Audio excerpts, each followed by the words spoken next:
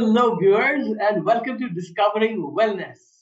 This is a brand new series we're starting today, and the idea is to discover what works in the wellness space, what's working now, and what are the learnings that we can have from wellness seekers. Now, coincidentally, I start this episode with a wellness seeker, Sadhna Rao, who's been in a variety of industries from consulting to travel and trade to real estate and learning and development for many years until she founded the Wellness Seekers Academy, or co-founded, let's say. And I want to start this episode with Sadhna because there are so many things that come into the minds of an entrepreneur when they think of giving value to the society they serve. Sadhna, welcome to the show. And let's start with this question. What is it that inspired you guys to set up the Wellness Seekers Academy? Hi, Sandeep, and hi, everyone. Thank you so much. I've had a long work experience of over 3.5 decades, almost 38 years. And while working in various setups, the one common thing that I noticed was everyone is so stressed out. The art of trying to be completely well from all angles is only achievable by me and me alone. Instead of blaming everyone around myself and the environment, which we tend to do, oh, I could not do this because my boss told me so. I could not do this because people at home, I have to give them time. I could not do this because I was stuck in traffic. But if I really, really want to do something, trust me, Sandeep, I would definitely do it without giving any excuses. Yes, and when you say I, you actually mean you, the viewer, the listener, each one of us as a human being. We have the capacity of self-regulation. We just don't know how powerful we are. Absolutely. We don't realize the potential unless and until we are put into, I would say, an emergency situation, and then we'll be doing firefighting. So my question is, why enter into a firefighting mode when we can think of doing small things on a daily basis and make life simpler? And in fact, recently when I was in a program, I said, guys, how important, I asked them that, who is the most important person in your life? Someone said husband, someone said father, someone said mother, someone said child. And I think only one out of the 80 crowd said, I'm the most. Right. So when we make people realize that it is you who should be important, only then you can take care of other people. That people, there was a silence saying, yes, actually, you're right. And this is where we felt that why not spread this, this important to one's own self to everyone, just so that they are not only aware, but they also tend to do something about it. And that importance is in the form of our own health and holistic wellness. Awesome. And ladies and gentlemen, that's where the Wellness Seekers Academy was born. It is based on the constructs that are university gold standards of the 8 dimensions of wellness. And I'm not going to get into all that now because we have a lot of learning about what's happening in the wellness space in industry. And that's why, to my mind, as a host, we started Discovering Wellness. But tell us, Sadhna, what is it that the team expects to do with this series that's going to come on week? You know, Sandeep, it is first of all, as I said earlier, it is very important for us to understand what is the current state of wellness in organizations and what is being done. Is there a real value which people understand about wellness? Because we all know that employees are the crux of an organization. Right. And unless and until employees are not happy, and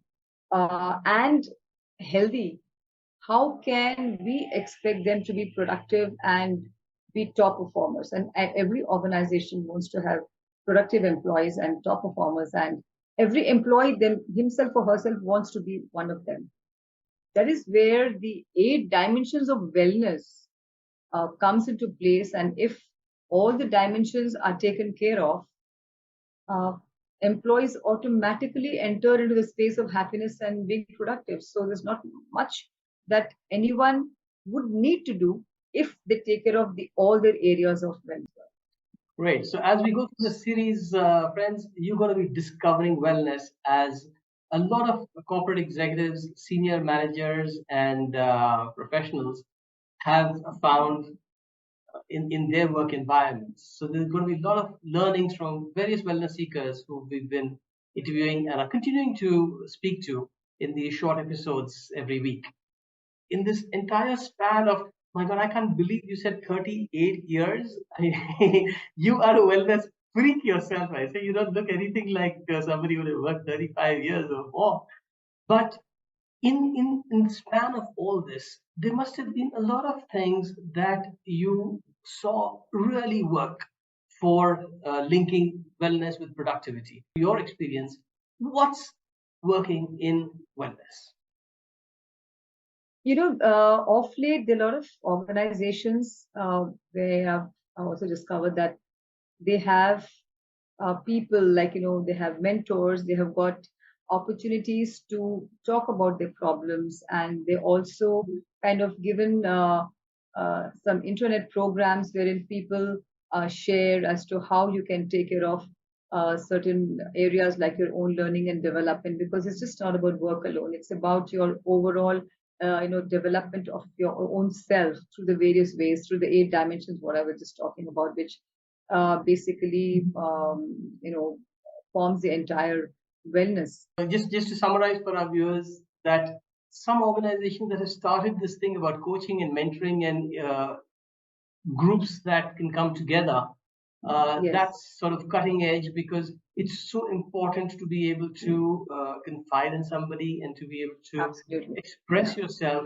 for fostering basic personal communication, which then in turns into professional communication. And that's what is an organization if there is no communication? So it's not just about wellness, it's not just about camaraderie. Yes, and it is also just not about one aspect of mentoring and coaching. A lot of other things, like, if they provide any kind of facilities which helps them take the stress off, there could be courses or programs which is available to them online, and they also can conduct people offline courses by calling professionals to talk about certain areas, be it the physical health, be it the mental health, be it even about and this pandemic, especially post pandemic, I think that has been a real eye opener for not only organizations but also individuals, wherein we have started focusing on ourselves with more fervor and enthusiasm, I would say, because that is the need of the hour, which probably was a very largely neglected area, because we say, oh, we'll do it tomorrow. But who knows? If I'm able to understand what is causing me stress and I'm able to take care of that aspect of wellness, I'm still way beyond, or maybe I'm above border level. So I would recommend everyone that, and individuals and organizations, that a more priority and more focus and more stress should be given to overall well-being of employees, and that will probably help automatically convert themselves into better productive employees, and it will affect the bottom line of any organization. And the good part about this suggestion you made is that the Wellness Seekers Academy has developed the constructs. It's probably the only organization that I know of worldwide which can measure employee wellness across those Yeah, dimensions. And so you can actually evaluate how employees are doing with the various interventions that you do. And speaking of interventions, absolutely. what's not been working? What's not working is that people are not looking at it from a long term perspective. As you rightly said, it may be just a tick on the sheet. Okay, this has been done. So many man hours of training has been done, with due respects to all the L&D managers and HR in the country. However, it is important to focus on individual well-being initiatives which are long-term. For example, I was just coming to that when you talked about assessment. See, if I need to improve today, I need to know where I stand. Else, I will not know what all I need to do and how I should improve and to what extent I should improve. So once the assessments which we have developed, which is very, very unique, that is our USP, because no one has ever developed an assessment tool for analyzing one's own level of wellness across the 8 dimensions. Hmm. which is an eye opener. And if I'm able to understand where I stand on any of the dimensions, and I know what is priority for me, and I'm able to take care and address that problem immediately, and start working on it immediately, and then try to redo it again and again. And over time, yes, I'll be able to overcome those problem areas and iron them out, and do very well in that particular area of wellness, which is a priority for me, because all the eight dimensions would not be priority. There should be, I would say, wellness ambassadors who take it up very seriously and kind of drive it every now and then, which our assessments are there, because it's done every quarter, and people know what is the level and extent of improvement which has occurred. And that is where you can automatically uh, see how and where we are going, because our programs also guarantee at least a 25% increase in productivity if you're able to take care of all the areas of your wellness. And as I said again, that most organizations focus only on the physical health, and maybe that's why the other things are not working, because there's so much of stress of performance, productivity, and targets. And Hmm. stress is the one main area of problem since time immemorial, since the time I probably started my work life, and even till today. Despite the fact that people are aware that stress is causing them a concern, nothing much is being done about it. A lot of talk is happening, and few organizations are doing, but by and large, a lot of them are not doing about it. And I think it's high time that everyone, it's a wake up call to say that we should start focusing on employee overall well-being. What's not working is not something that you don't want working in your organization. What hopefully is giving you ideas about how you can restructure things so that this advice can be worked upon. And maybe, Sadhana, you have some wish lists to guide organizational leaders in what you would like to see happening so that wellness is better discovered with its link to profitability.